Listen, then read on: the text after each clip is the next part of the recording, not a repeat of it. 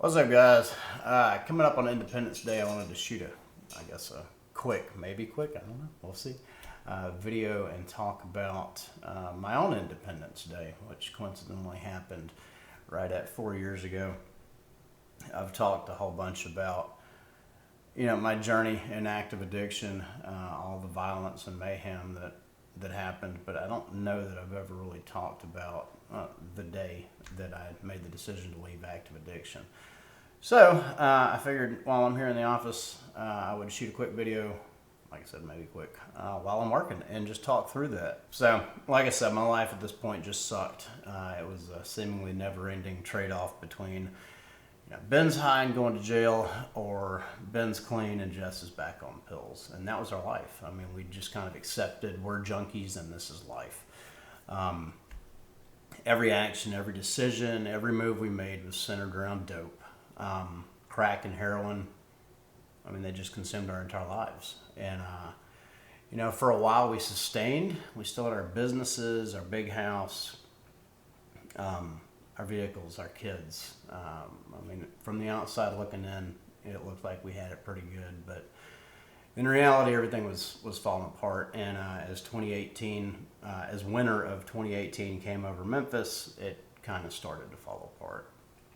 And the monotony of these hour-and-a-half round trips I was making from Arlington down to South Memphis, multiple times a day, making a quick buck, buying dope, running out of dope, going back to South Memphis, that was up my life multiple times a day, every day. And, by Christmas, we couldn't afford to pay our bills. We couldn't even be there for our kids. We could only be there for dope. All we wanted was to be there for our kids. All we wanted was to do the right thing, but all we could do was dope. And if you've ever struggled with addiction, I know you get that. If you haven't, I mean, that's what it's like. January came and the wheels fell off. We lost everything in one day. We lost our vehicle, our house, and everything in it. The next 5 months were absolute pure hell, is the only way I can describe it. I mean, it was cold, living in trap houses, living outside, living in vehicles we'd managed to hustle up. All of my kids were with my ex-wife, except for James, who sadly turned 2, living in a truck in South Memphis. And that was our life. I mean, but we weren't really living at all. We had become the living dead. It's the best way I can describe it. And that, Groundhog Day cycle continued until spring, when I finally did find rock bottom or have my Independence Day. It was unusually hot that day. I remember that. I knew I was outside before I opened my eyes. I had absolutely no idea where I was, why I was there, how I had gotten there. My mind was just completely blank. And as I kind of came to my senses, I realized where I was. I was in an empty lot on Wilbur Street, laying in damp, overgrown grass. The location was very, very familiar to me, but not at all in a comforting or good way.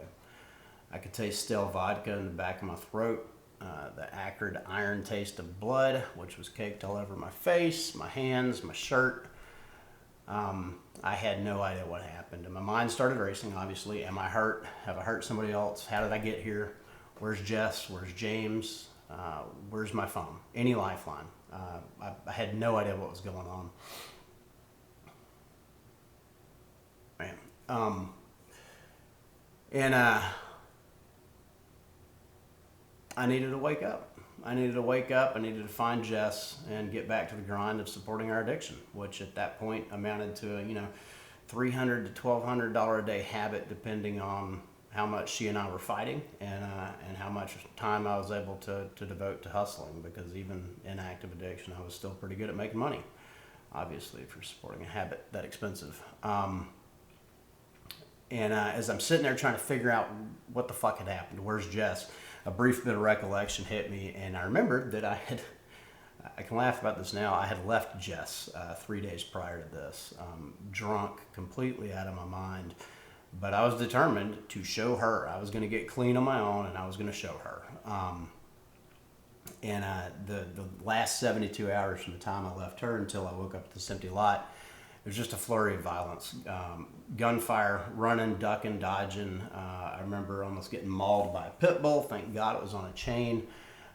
Getting kids inside and hiding them from a drive-by. I don't even know whose kids they were or whose house I was at.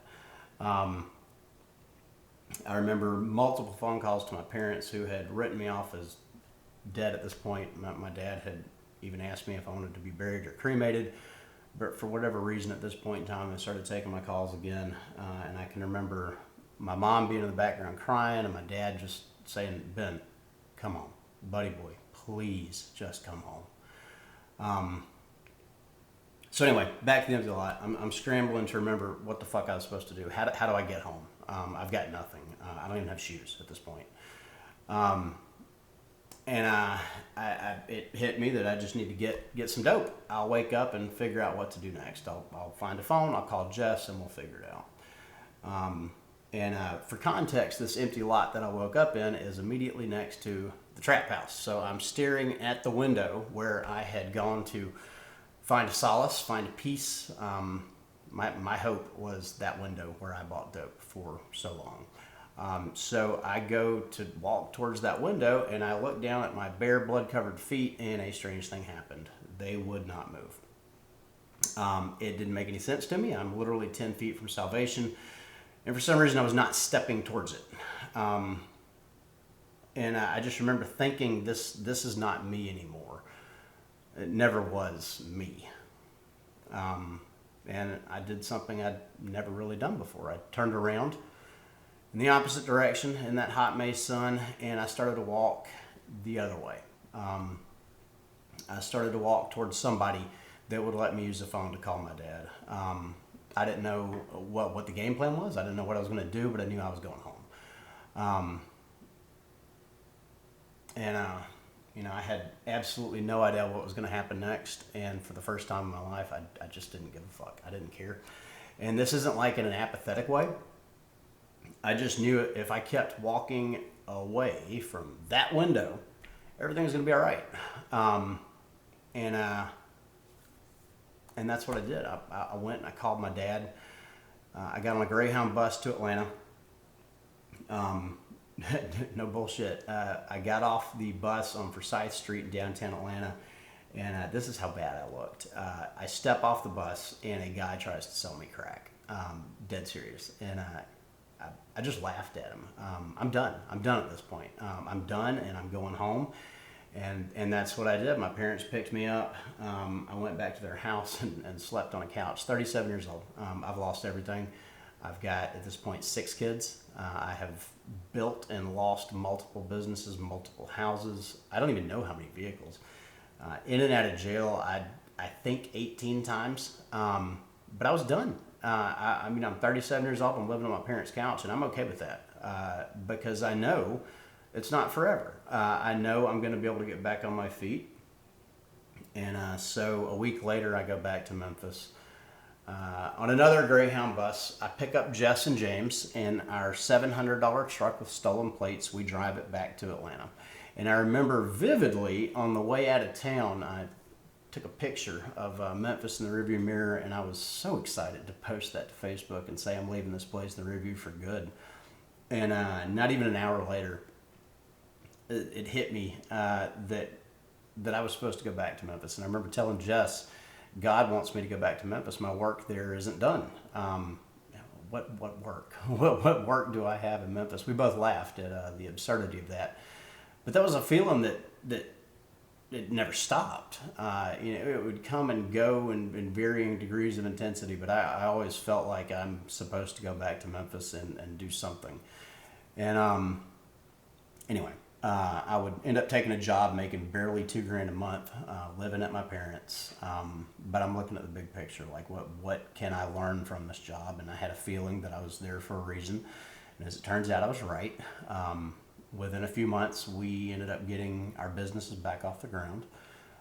We got a place of our own, and then we, about a year later, got a bigger place, enough room for all of us. And I think it was May of 2021, so 2 years off the streets. I'm sitting in my office in my big house with all of my kids. No, my kids aren't in the office, they're in the house. But And that feeling hit me again like a ton of bricks.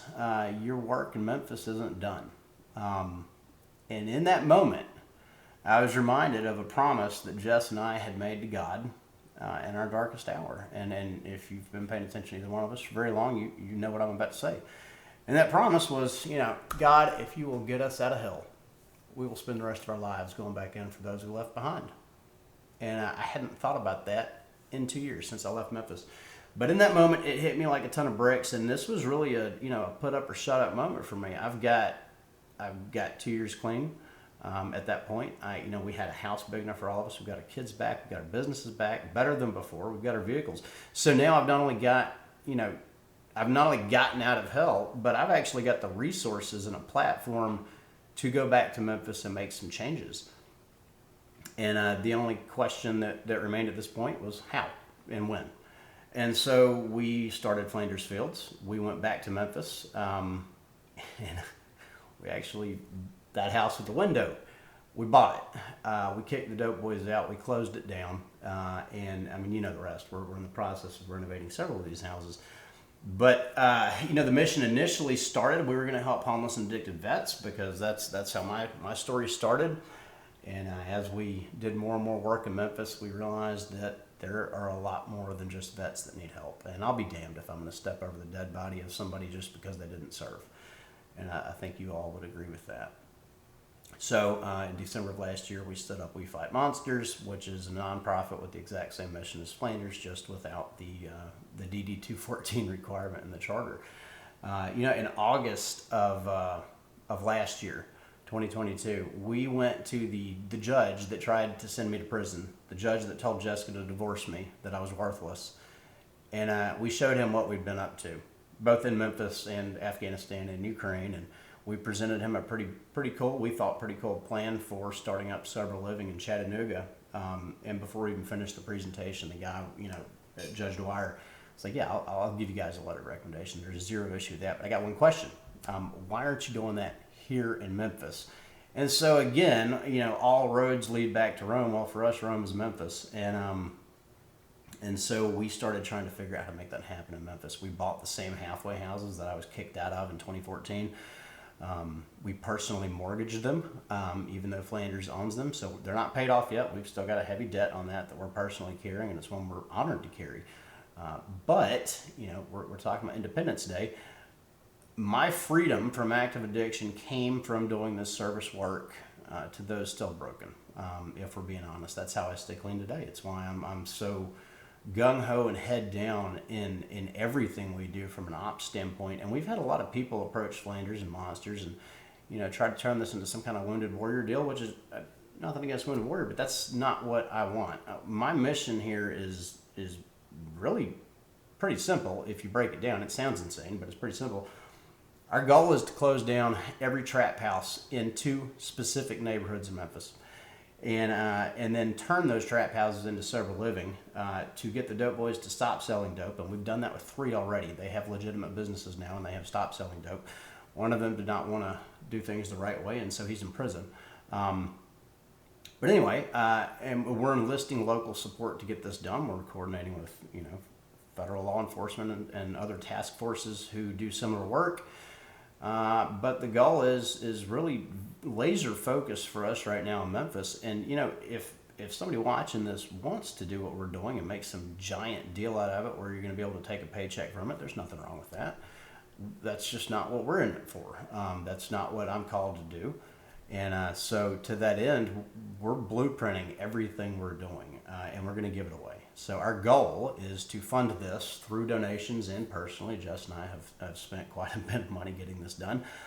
But once we actually get everything knocked out of the park and we have bought back these 2 blocks, we're going to tell everybody exactly how we did it, and we're documenting the hell out of this process, because what I want is for anybody that's watching, whether you struggle with addiction or whether you just feel called to make a difference here, I want anybody that's got the desire to do this to be able to do it, and that's the ultimate goal for me. So you see us talk a lot about trafficked women too. So sex trafficking is something big that we are tackling here. And these trap houses we're closing down, it's not just dope that gets sold out of these. Women are being sold out of them too.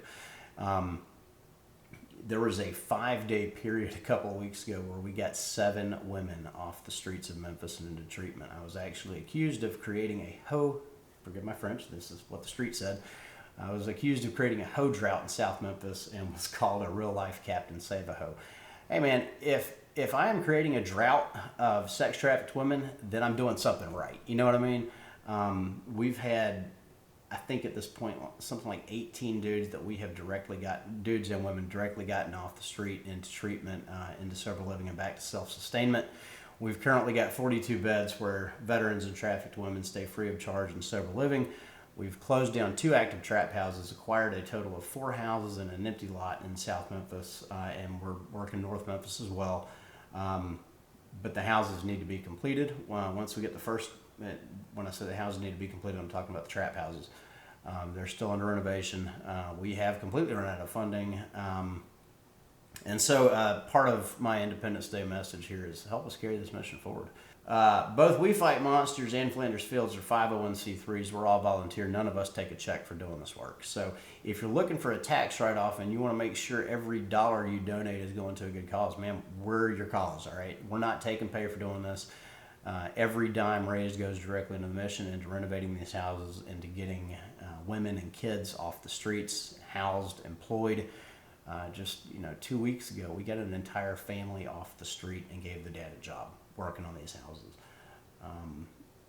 It's hard to find anything else in life that has that kind of impact, if I'm being honest. I love my job. I love what we do at Black Rifle, but my heart is in this humanitarian nonprofit work. And we can't do this alone. It's going to take us all if we want to actually make any sort of measurable change, and that means you. So there's going to be a link floating around here somewhere. Click that thing.